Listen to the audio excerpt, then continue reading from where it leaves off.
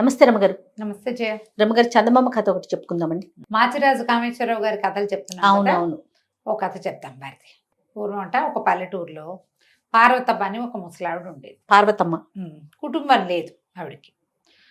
ఏదో కొంచెం చెయ్యి అవుడో ఏదో కూడా పాపం ఈ అంగవైకల్యంతో పని చేసుకుని బతకలేక భిక్షాటం చేసి పొట్ట పోసుకునేది పెద్ద ఆవిడ. అయితే ఈ భిక్షాటం చేసుకునే క్రమంలో ఆవిడకి ఒక 5-6 సంవత్సరాల పిల్లవాడు ఒకడు దొరికాడు, అనాథుడు. ఎవ్వరు లేరు పాపం వాడికి.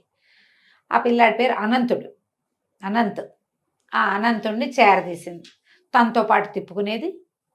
పిల్లవాడు పాపం చదువుకుంటాడని వాడిని స్కూల్లో చేర్చి పాఠశాలకు పంపించి తను భిక్షాటంతో పిల్లవాడిని పెంచి పెద్దవాడిని చేసింది. ఏదో 10 పైసలు దాచుకుని వాడికి తిండి తిప్పలు చూసి తను తెచ్చిన తిండి వాడికి పెట్టి వాడికి ముందు పెట్టి వాడి పొట్ట చూసి పిల్లవాడిని పెంచింది. కొంచెం పెద్ద క్లాసులకి చదువుకు వచ్చాక వీడు తెలివిగలవాడు, చక్కగా చదువుతున్నాడని బళ్ళు అయ్యగారులు వాళ్ళు వీళ్ళు వాడిని పై చదువులకు కూడా చదవాయిచ్చారు. మెల్లిగా పెద్ద చదువులు అయ్యాక వాడికి చక్కటి ఉద్యోగం వచ్చింది, ప్రభుత్వ ఉద్యోగం. వచ్చేసరికల్లా వాడన్నాడు, అవ్వా నువ్వు ఇంకా ఈ రోడ్ల మీదకి వెళ్ళబోక, పెద్దదాని అయిపోయా, ఓపిక కూడా లేదు, హాయిగా ఇంట్లో ఉండు, మంచి ఉద్యోగం వచ్చింది అని చెప్పి ఆవిడని ఇంట్లోనే ఉంచుకున్నాడు. అవ్వ మనవడు కలిసే ఉండేవాళ్ళు. వీడికి చక్కటి ఉద్యోగం వచ్చింది కదా, చుట్టుపక్కల వాళ్ళంతా మానవుడికి పెళ్లి చేయవా అనేవాళ్ళు. పెళ్లి సంబంధాలు వచ్చినాయి. ఈ పెళ్లి సంబంధాల్లో ఎట్లాగా ఈ అబ్బాయి ప్రభుత్వ ఉద్యోగం అవటం, చూడడానికి చక్కగా ఉన్నాడు, బుద్ధిమంతుడు, కష్టపడి చదువుకున్నాడు, ఈ లక్షణాలు చూసి ఎవరైనా పిల్లనిస్తారు. ఇక వాడి కులగోత్రాలు అడగకుండా, ఇప్పుడు కూడా అలా చేస్తారు కదా జయ. అయితే మంచి సంబంధాలే వచ్చినాయి. వస్తే పొరుగుళ్ళో ఉన్న ఒక ప్రభుత్వోద్యోగి కుమార్తెని ఈ అబ్బాయికి ఇచ్చి పెళ్లి చేశారు. ఆ పిల్ల పేరు అమల. తల్లికి, మా అవ్వకి మానవుడికి ఇద్దరికి నచ్చింది పిల్ల, చక్కటిది, బుద్ధిమంతురాలు, పని పాట చేస్తుంది. సరే పెళ్లి చేసుకున్నాడు. అతను రోజు ఉద్యోగానికి వెళ్ళిపోయేవాడు, ఆ పిల్ల ఇంట్లో ఉండేది. అయితే ఈ పిల్ల చక్కగా వంట తంటా చేసి పెట్టేది, కానీ ఇతనికి వంటగా ఉండేది. ఈ బిచ్చగత్తకి నేను ఎందుకు వంట చేసి పెట్టాలి? ఆవిడ ఇంట్లో ఉండేది, పెద్దదైపోయింది, ఆ అన్నం ఆ వేళకు అన్నం పెట్టాలి, నేను చక్కగా రుచిగా వంట చేసి నా మొగుడికి పెట్టుకోవాలి, ఈ ముసలిదానికి నేను ఎందుకు పెట్టాలి, ఇవి బిచ్చగత్తె అని ఆవిడ మొహం గిట్టేది కాదు. ఏదో పిల్లి మీద ఎల్లి మీద పెట్టి తిట్టేది. అడుక్కు తిన్నప్పుడు వచ్చినట్టుగా ఇప్పుడు ఎటా వస్తాయి అలాంటివి కూడా ఏవో అనేది, నచ్చేది కాదు. అయితే ఆవిడ కూడా ఈ మాట్లాడకుండా ఊరుకునేది. భిక్షాటన చేసేటప్పుడు ఎవరైనా అదిలించటం అలవాటే ఆవిడకి. సర్లే కోడలు కొడుకుతోటి బాగానే ఉంటుంది, పిల్లాడితో బాగుంటుందిగా, ఊరుకునేది, చెప్పేది కాదు. అనంతుడికి తన భార్య ధోరణి అర్థం కాలేదు. చాన్నాళ్ళు రోజులు గడిచినాయి. తల్లులు చెప్పారనుకో, ఇంట్లో ఉన్న ఆడవాళ్ళు గొడవలు వస్తాయి, ఎందుకులేని ఆవిడ మాట్లాడకుండా ఊరుకునేది. క్రమంగా ఈ పార్వతమ్మకి ఏదో కొంచెం అనారోగ్యం వచ్చింది. అనారోగ్యం వస్తే పూర్వకాలం అయితే, ముందు రోజులైతే ఎట్లా పోయేదో, సంపాదించే పిల్లవాడు ఇంట్లో ఉంటే వెంటనే వైద్యం చేయించాలని చూస్తారు కదా, వాడేదో వైద్యానికి ఖర్చు పెట్టడం మొదలుపెట్టాడు. డాక్టర్ని తీసుకొచ్చేవాడు, ఆయన మందులంటే అవన్నీ ఇవన్నీ తెచ్చి అవ్వకాన్ని రంగరించి పోసేవాడు, శ్రమ పడేవాడు బాగా. ఈ అమ్మాయికి అమలకి మహామంటగా ఉండేది. వదిలేస్తే పోతుంది కదా దాని దారిన ఆవిడ, ఈ మోతబరు ఉండదు మనకి, ఈ లగేజ్ ఎందుకు, వైద్యానికి ఖర్చు పెడుతున్నాడని విసుక్కునేది. అయితే ఒకనాడు ఏమైంది, పెద్ద పండుగ దగ్గరకు వస్తుంది, ఏమండి నాకు పట్టు చీర కొని చాలా రోజులైంది, ఈ తేప పట్టు చీర కొనాలంది. అనేసరికల్లా అతను అన్నాడు, చూస్తున్నావు కదా అవ్వ వైద్యానికి బోల్డ్ ఖర్చు అవుతుంది, ఇప్పుడు వద్దు పట్టు చీరలు అవి ఇప్పుడు ఏం వద్దు అనేసరికల్లా ఆవిడ ఏమంది, అమ్మాయి అమల నాకంటే బిచ్చగత్తే ఎక్కువ మీకు అంది. అనేసరికి కేకలేసాడు, ఏం మాట్లాడతావు అది, ఏం మాటలు, అవన్నీ బిచ్చగత్తే అనద్దు, నువ్వు ఇట్లా మాట్లాడద్దు అనేసరికి అని లేచి వెళ్ళిపోయాడు. బయటికి వెళ్ళిపోతే ఈ పిల్లకి పిచ్చి కోపం వచ్చేసింది, తెగ తిట్టింది ఆవిడని. సాయంకాలం భర్త వచ్చేసరికి ఏమన్నది, పొద్దున్నుంచి ఎంత క్షోభగా ఉందో తెలుసా, నేనంటే అంత నిర్లక్ష్యమా మీకు, ఏరుకోరి చేసుకున్నామనే, ఒక బిచ్చగతికి ఇచ్చిన పాటి గౌరవం ఇవ్వరా నాకు, ఈవిడ ఇంట్లో నుంచి పంపించేస్తే కానీ నేను ఇంట్లో ఉండను అని ఏదో గట్టిగా మాట్లాడేసరికి అతను కేకలేసాడు. భార్య పట్ల ఎంత బాధ్యతగా ఉండాలో నాకు తెలియదు అనుకోవద్దు, నువ్వు భార్యగా నువ్వు నా బాధ్యత ఎట్లాగో అవ్వ బాధ్యత కూడా నాదే, ఆవిడ నన్ను పెంచింది, నన్ను చేరదీసింది, అవ్వ పట్ల పూర్తి బాధ్యత వహించవలసిందే నేను, భార్యగా నీ పట్ల నీకు పట్టు చీర కాస్తే మామూలు చీర కొంటాను అనేసరికి అమ్మాయికి ఏమీ నచ్చలేదు. రాత్రి ఉత్తరం రాసిపెట్టి తెల్లవారుజామునే బయలుదేరి పుట్టింటికి వెళ్ళిపోయింది. నువ్వు ఆవిడని వదిలించుకుంటేనే నన్ను తీసుకెళ్ళటానికి రా, లేకపోతే నీతో కాపురానికి నేను రాను నడుచుకుంటూ ఇంటికి వెళ్ళిపోయింది. దారిలో ఏదో బండి కనబడితే బండి ఎక్కింది, పెట్టెబేడ అయింది, ఓ చిన్న సంచి సర్దుకుని వెళ్ళిపోయింది. మొగుడు చచ్చినట్టు వస్తాడు అనుకుంది. ఈ వానంతుడు ఉత్తరం చూశాడు కానీ ఏం మాట్లాడలే. ఈ లోపల ఈ అమ్మాయి ఇంటికి వెళ్ళిపోయింది. ఇంటికి వెళ్ళేసరికి వాళ్ళ నాన్న అన్నయ్య ఉన్నాడు, తల్లి లేదు ఈ అమలకి. నాన్న అన్నయ్య ఉన్నారు. అన్నయ్యకి ఇంకా వివాహం కాల. అంతకుముందు పుట్టింట్లో చక్కగా వంట చేసేది, పెద్దవాళ్ళిద్దరికి పెట్టేది తండ్రికి అన్నయ్యకి. అదే వంట అక్కడ చేసేది. ఇంత స్పీడ్గా వచ్చిన దాన్ని చూసేసరికల్లా వాళ్ళ నాన్న అన్నాడు, ఏమిటి అమ్మ ఒకదానివే వచ్చావు, పండుగకు వస్తావు అనుకున్నావు, ముందే వచ్చావు. అనంతరం ఎట్లా ఉన్నాడు, పార్వతమ్మ కులాసాగా ఉందంటే, బిచ్చగత్తే ఎక్కువ నాన్న మీ అల్లుడికి, నాకేమీ నచ్చలేదు, పండగకి పట్టు చీర కొనమంటే అవ్వక వైద్యం అంటాడు, వదిలేస్తే పోయేదానికి, నేను ఆ బిచ్చగతకు వండి పెట్టడానికి పెళ్లి చేసావా ఏమిటి నాన్న నువ్వు, నాకేం నచ్చలేదు, నేను చచ్చిన వాళ్ళు మా ఆయన బుద్ధి తెచ్చుకొస్తే కానీ అని రుసరుసలాడుతూ ఇంట్లోకి వెళ్ళిపోయింది. తండ్రి కొడుకు మొహం చూసుకున్నారు. అర్థమైంది. అయిపోయింది. ఈ అమ్మాయి చక్కగా స్నానం పానం చేసి ఏదో కాస్త పోయి రాజేసి వంట చేసేసి మధ్యాహ్నం భోజనం చేసి అన్నయ్యకి నాన్నకి క్యారేజీలు కట్టించి పంపించేసి, అలవాటు కదా, అది తాపీగా కూర్చుంది. సాయంకాలం చీకటి పడినా నాన్న రాల. చీకటి అయిపోయింది. ఏమిటా నాన్న రాలేదని వాకిట్లోకి ఇంట్లోకి తిరుగుతుంది. రోజువారీ వేళ దాటిపోయింది. కచేరీ నుంచి వచ్చే వేళ దాటింది. పక్కింటి రామయ్య గారు కనపడ్డాడు. రామయ్య బాబాయ్, మా మామయ్య మా నాన్నేడి, కానీ ఎంతసేపు అయింది రాలేదంటే, అమ్మ నీకు చెప్పచ్చో చెప్పకూడదనే, ఏం చేయాలో, మరి మీ నాన్న ఇవాళ లంచం తీసుకుంటూ పట్టుబడ్డాడమ్మా, పట్టుబడిపోయాడు, మొహం చెల్లకి ఇంకా వచ్చి ఉండడు అనేసరికి వణికిపోయింది అమ్మాయి. ఉద్యోగం పోతుంది మీ నాన్నకి అని చెప్పాడు. ఉద్యోగం పోయి లంచం తీసుకుంటూ పట్టుబడ్డమంటే ఎంత పరువు తక్కువ, ఇంట్లోకి బయటకి తిరుగుతోంది, అన్నయ్య రాలేదు, నాన్న రాలేదు, ఏం జరుగుతోందో తెలియదు.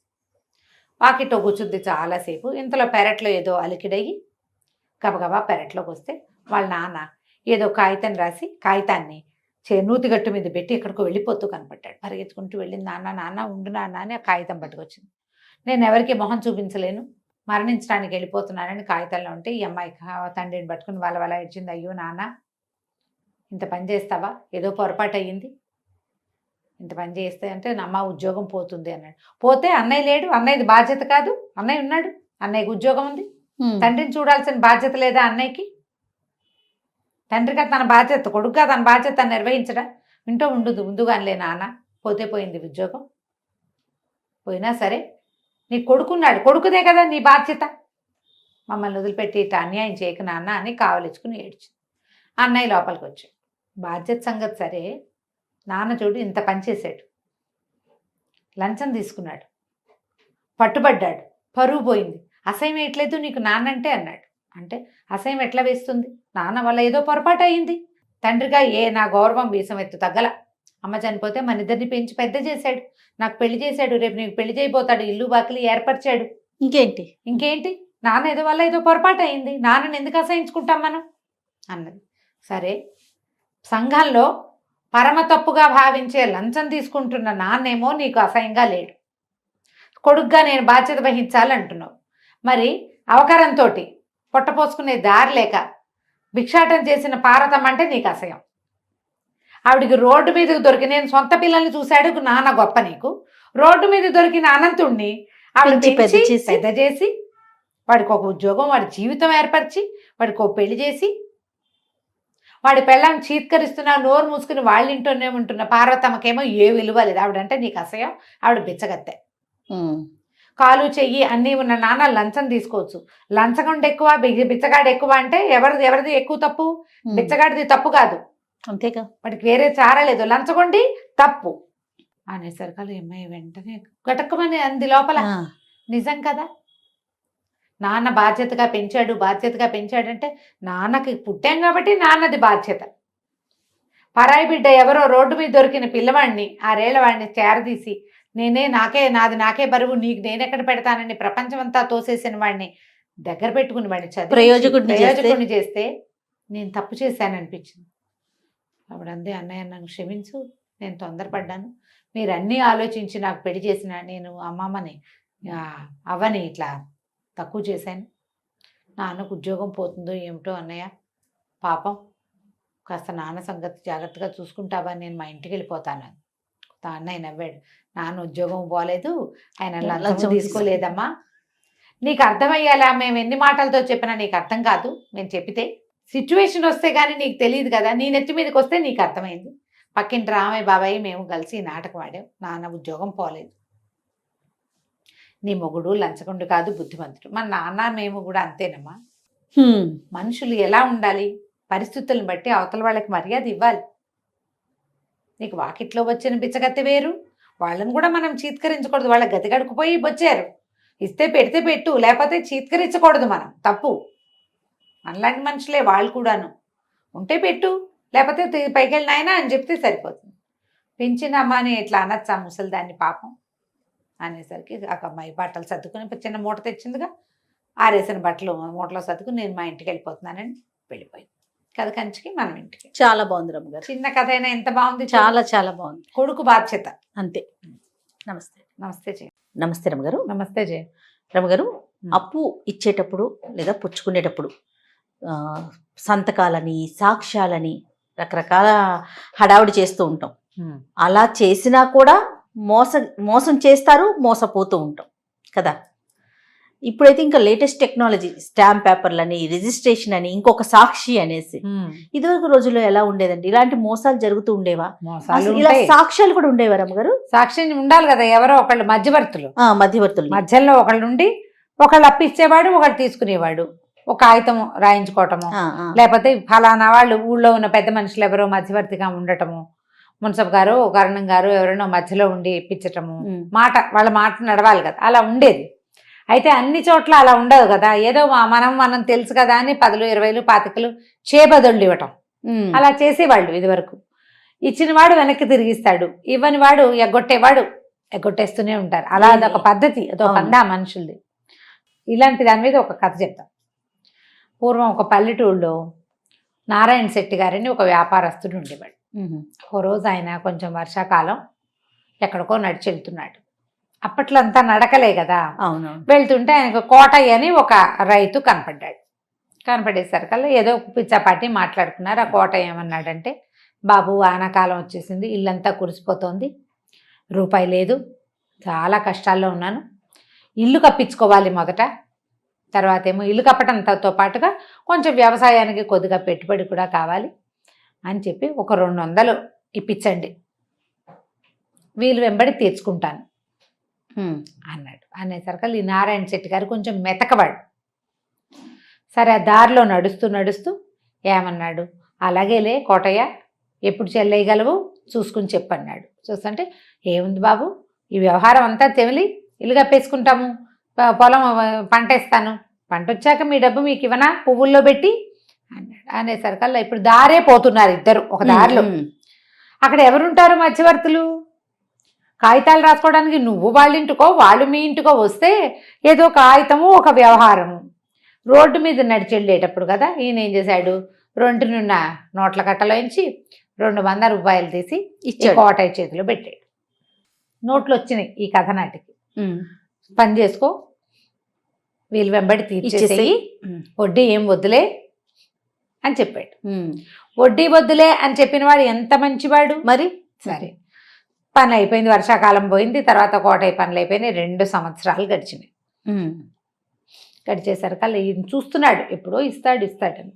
ఒకనాడు ఒక బజారు వీధిలో ఎదురుపడ్డాడు కోటయ్య. ఈయన అన్నాడు, కోటయ్య నీ పనులన్నీ అయినాయా, వ్యవసాయం అది బాగుందా అంటే, అన్నీ బాగున్నాయి బాబు, అంతా కులసాబాబు. మరి నా బాకీ ఎప్పుడు ఇస్తావు అన్నాడు ఆయన. ఏం బాకీ అనేసాడు కోటయ్య.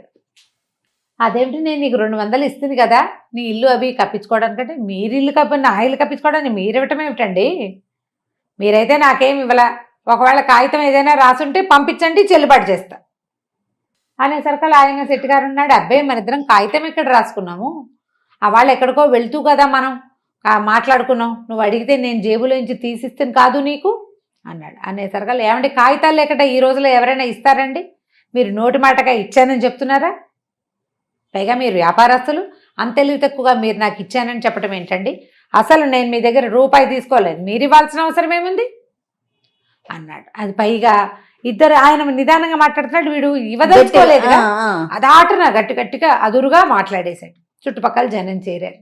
చేరేసరికల్లా కోట ఏంటి, ఇంకా ఏంటి? ఆదరగండంగా గట్టిగా అతను కూడా ఈయన ఇచ్చేట నాకు దారేపోతూ ఎవడైనా డబ్బిస్తాడా ఈ కలికాలంలో, కాగితం లేకుండా ఇస్తాడా శెట్టి, ఇలా అంటున్నాడు. 200 ఊరికే వచ్చినయ్యా, అది 5 అని అరిచి కేకలు పెట్టాడు. నారాయణ శెట్టి గారు చాలా మృదు స్వభావి, మంచివాడు. కొంతమందికి తెలుసు, అందరికీ తెలిసినా కూడా ఈ కాగితం పత్రం లేకుండా శెట్టి ఎందుకు ఇస్తాడు డబ్బు. కొద్దిమంది అతని పక్షం, కొంతమంది ఈయన పక్షం అయ్యారు. అయితే ఈ జనాల్లో ఎవరో ఒకళ్ళిద్దరు ఏమన్నారంటే, శెట్టి గారు ఎందుకంటే వచ్చే బాధన, మున్సబ్ గారి దగ్గర తీసుకెళ్దాం తగాదాని, ఆయన చూస్తాడు కదా. సరే, అక్కడి నుంచి ఏమైంది, మున్సబ్ గారికి కోటయ్య తెలుసు, నారాయణ శెట్టి గారు తెలుసు. సరే, రేపొద్దున మున్సబ్ గారికి చెప్దామనుకుని ఆ గొడవల నుంచి ఆయన లేచి వెళ్ళిపోయాడు. ఇంటికి వెళ్ళి అన్నం తిని పడుకున్నాడు. మర్నాడు పోయి మున్సబ్ గారింటికి వెళ్ళి చెప్పాడు, మేము ఎక్కడికో వెళ్తుండగా ఇట్లా కనపడ్డాడు, ఈ విషయం చెప్పాడు. ఇల్లు కురుస్తోంది, తాటాకు కొట్టించుకుని సిద్ధంగా ఉంది, కానీ నాకు డబ్బులు లేవు, ఇట్లా ఉందన్నాడు. నేను డబ్బు ఇచ్చాను, వీలు వెంబడి తీరుస్తానన్నాడు అని వివరం చెప్పాడు. చెప్పేసరికల్లా ఆయన ఏం చేశాడు, ఈయన పెద్ద మనిషి కదా, కోటయ్య కబురు చేశాడు కానీ కోటయ్య ధైర్యం ఏంటి, కాగితం లేదు, సాక్ష్యం లేదు. లేకపోయేసరికల్లా సరే, ఇద్దరు తమ వాదనలు ప్రతివాదనలు, మున్సబ గారు కూర్చున్న చిన్న సభ, ఒక 6-7 పెద్దవాళ్ళు, ఊరు జనం కొంతమంది, అతని వెనకాల వచ్చేవాళ్ళు, అతని చుట్టాలు, ఈయన వెనకాల వచ్చి ఈయన దగ్గర పనివాళ్ళు చుట్టాలు చేరారు. గుంపంతా రచ్చబండ దగ్గర చేరతారు చూడు పల్లెటూళ్ళు, అంతే. సరే, మున్సబ గారు అన్నాడు, కాదండి, మరి మీరు డబ్బిచ్చేటప్పుడు సాక్ష్యం లేదు కదా, అక్కడ ఎవరు లేరు, ఇంకేముంది, మీరు ఎక్కడ ఉంటున్నారంటే, చెట్లు ఉన్నాయండి, దారిలో నడుస్తున్నాం, మర్రి చెట్లు అవి ఉన్నాయి. అయితే సరే, మర్రి చెట్టుని సాక్ష్యాన్ని పిలుద్దాం అనేసరికి అందరూ నవ్వారు సభలో వాళ్ళు. మర్రి చెట్టు సాక్ష్యం అంటే ఎందుకుండదు, చెట్టుకు ప్రాణం లేదా అంటే ఉంది, చెట్టుకు ప్రాణం ఉంది కాబట్టి అది పెరుగుతుంది. ప్రాణం లేని చెట్టు ఏమవుతుంది, చచ్చిపోతుంది. ప్రాణం ఉన్న చెట్టు పెరుగుతుంది, శాఖలుగా అటు ఇటుగా వెళ్తుంది, ఆకుపచ్చగా చిగురేస్తుంది, గాలికి రెమ్మాడిస్తుంది. ప్రాణం లేనిది ఏమి ఆడించదు, కదలదు కదా, దుంగలా ఉంటుంది. కాబట్టి చెట్టుకు ప్రాణం ఉంది, చెట్టు కూడా సాక్ష్యం చెప్తుంది అని చెప్పి, శెట్టి గారు మీరు పని చేయండి, మీరు ఏ చెట్టు దగ్గర డబ్బు ఇచ్చారని మీరు అనుకుంటున్నారో ఆ చెట్టు దగ్గరికి వెళ్ళి రేపు సభలో సాక్ష్యం చెప్పడానికి రమ్మని చెప్పిరండి అంటే, సరేనండి అని నారాయణ శెట్టి గారు నడుచుకుంటూ పోయేసరికల్లా ఎప్పటికీ రాలా. ఈ మున్సబ్ గారు అన్నాడు, ఏమిటి శెట్టి గారు ఇంకా రాలేదు, ఇంతసేపు అయింది అనగానే ఈ కోటయ్య అన్నాడు, ఎక్కడండి, ఆ పొలం గట్టు చెరువు గట్టు అంతా నడిచెళ్ళద్దా, చెరువు గట్టు అంతా నడవాలి, అసలే వర్షాకాలం బురదగా ఉంది, ఈ బురదలో ఆయన నడవాలి, ఆ ముందుకెళ్ళాలి, తోపులోకి వెళ్ళాలి, తోపులో తాడి చెట్ల మధ్యలో ఉన్న మర్రి చెట్లని, అసలు మర్రి చెట్టు ఏదో ఆయన గుర్తుపట్టాలి, ఓ సమయం పట్టదు మరి అన్నాడు. ఆనంగాని మున్సబ్ గారు లేచి చేతికరతో పెడేయాలమని ఒకడు కొట్టాడు కోటయ్యని. దొంగ వెధవా, ఆయన నీకు ఎక్కడ డబ్బు ఇచ్చాడో నీకు తెలుసు, అసలు మర్రి చెట్టు ఏదో తెలుసు, నువ్వు డబ్బు తీసుకుని మోసం చేస్తున్నావు, ఇలా ఇలా చేస్తున్నావు. జనమందరికీ అర్థమైపోయింది ఏం జరిగింది. 2 దెబ్బలు కొట్టేశాడు ఆయన. పెద్ద మనిషి, నీ అవసరానికి నోటి మాటకి డబ్బిస్తే నిన్న ఆయన్ని రోడ్డు మీద అల్లరి చేసి ఇవాళ తీర్పు కూడా తీసుకొచ్చావు నువ్వు. చెప్పేసిందిగా మర్రి చెట్టు సాక్ష్యం, అంతే. ఆయన తిరిగి వచ్చేసరికల్లా కోటయ్య చెవులు 2 పుచ్చుకుని గొంతు కూర్చుని ఉన్నాడు రోడ్డు దీని మీద రచ్చబండ దగ్గర. తప్పు చేసిన వాళ్ళకి వేసేసి పనిష్మెంట్ 200కి ఈ 2 సంవత్సరాలకి వడ్డీ కట్టించి ఇచ్చారు. అప్పుడు ఆయన ఏమన్నాడు, మొదటగా శెట్టి గారు వడ్డీ వద్దన్నాడు, ఇప్పుడు వడ్డీతో సహా కట్టించారు. పరువు పోయింది. ఊళ్ళో కోటయ్య అడిగితే ఇవ్వద్దు అన్న కాగితం రాయించి వాళ్ళ గోడ కట్టించేశారు. కోటయ్యకి అప్పు ఇవ్వకూడదు, కథ కంచికి మనం. భలే ఉండే రమ్మగారి స్టోరీస్ మాత్రం. నమస్తే అండి. నమస్తే రమ్మగారు. నమస్తే రమ్మగారు, ఏదైనా చిన్న కథ చెప్తారా? మామూలుగా మనం ధన వ్యామోహం, ధన మదం అలాంటి పదాలు వింటాం. అంటే ఎవరి దగ్గరైనా డబ్బులుంటే వాడికి నడమంత్రం అలాంటి వాడతాం కదా. అంటే అవునో కాదో చేయ, కానీ డబ్బులు వచ్చేసిన వాడికి ధైర్యం వచ్చేస్తుంది కదా, నేను గ్రేట్ అనే భావన ఆటోమేటిక్గా వస్తుంది. ఎందుకంటే వాడు ఏదైనా కొనగలుగుతాడు, డబ్బుతో పాటు వచ్చేస్తుంది అంటారా? ఆటోమేటిక్గా డబ్బు అపరిమితమైన ధైర్యాన్ని ఇస్తుంది జయ. ఏదైనా చేసేస్తాడు. దానికి పంచతంత్రంలో ఒక కథ చెప్తా, పెద్ద కథ, చిన్న బ్రీఫ్గా మ్యాటర్ చెప్తా. ఎలుక ఒకటి పైనున్న కుండని ఇక్కడి నుంచి ఎగిరి అందుకుంటుంది, మిగిలిన ఎలుకలేవి అందుకోలేవు. ఈ కింద నుంచి ఎగిరి అంత పైకి ఎట్లా అందుకుంటుంది అని అక్కడికి వచ్చిన ఒక సన్యాసి ఒక ఆయన ఏమంటాడంటే ఆ ఎలికది కాదు బలం, అది ఎక్కడుంటుందో అక్కడుంది ఆ శక్తి ఏమిటో, ఇది ఉన్న ప్లేస్ ఏమిటో చూపించు నాకు, దీని బలం ఏమిటో నేను నీకు చెప్తానంటాడు. వెతికితే ఆ ఎలుక నిద్రించే కింద 2 పెద్ద పెద్ద బంగారపు కుండలు ఉన్నాయి. ఎలిక్కి బంగారం విలువేం తెలీదు. ఆ బంగారం నుంచి వచ్చేటువంటి ఆ గొప్పతనం వల్ల దానికి అది వచ్చింది. అంటే ఎలుక పేరు పెట్టాడు, కానీ మనుషులు కూడా అంతే. వాడికి స్వతహాగా ఏమీ శక్తి ఉండదు, యుక్తి ఉండదు, ఏమీ ఉండదు, మామూలుగా ఉంటాడు. సడన్గా వచ్చి డబ్బులు పడిపోతే వాడు ఏదైనా కొనేసుకోగలడు, ఏదైనా అనే ఫీలింగ్ వచ్చేస్తుంది చూసావా లోపల. దాని అర్థమవుతుంది కదా, డబ్బు వల్ల మనం ఏం చేయగలం అనేది తెలిసిందా ఇంకా వాడిని పట్టలేం, వాడిని పట్టలేం. దాన్నే ధనమదం అంటూ ఉంటారు. ఆ కథని అట్లా చెప్పారు మనకి పంచతంత్రంలో. అదే ఎలిక్కి వచ్చిన బలం ఎందుకు వచ్చిందంటే దాని కింద ఉన్న డబ్బు వల్లే. ఆ డబ్బులు తీసేసాక అది బలహీన, అది ఎత్తుకోలేదు, ఎగిరి పట్టుకోలేకపోతుంది, అంతేగా ఎగిరి కింద పడుతుంది అన్ని ఎలుకల్లాగానే. దానికి తెలిసిపోతుంది నా బలం అంతా పోయింది అని. డబ్బు పోతే బలం పోతుంది, నీకు బలం కావాలంటే డబ్బు సంపాదించాలి అని చెప్తుంది పంచతంత్రం. ధనమే ప్రధానమైన బలం మనుషులకి. అయితే దాని మీద ఒక చిన్న చందమామ కథ చెప్తా. ఒక ఊళ్ళో ఒక వీరయ్య గారని ఒక ఆయన ఉన్నాడు. ఈ వీరయ్య గారికి ఓ భార్య కొడుకు ఉండేవారు. పిల్లవాడు కొంచెం 4-3 ఏళ్ళు వచ్చాక భార్య రెండోసారి కనలేక చనిపోయి, ఈయన ఏం చేశారంటే ఈ పిల్లాడిని చూసుకోవటానికి చంద్రమతి అని ఒక ఆవిడని మళ్ళీ పెళ్లి చేసుకున్నారు. ఆవిడ మహా సౌందర్యవతి. ఆయనకి బాగా భయంగా ఉండేది, ఇది సౌందర్యవతి ఇది ఏం చేసేస్తుందో అని. పిల్లాడిని సరిగ్గా చూడదేమో అని అనుకునేవాడు, కానీ పిల్లాడు మాత్రం ఆవిడకి బాగా మాలిమయ్యాడు. ఆవిడ కొంచెం వయసు పెద్దదే, లేట్ మ్యారేజ్ ఆవిడకి. పిల్లాడితో చాలా బాగా ఉండేది.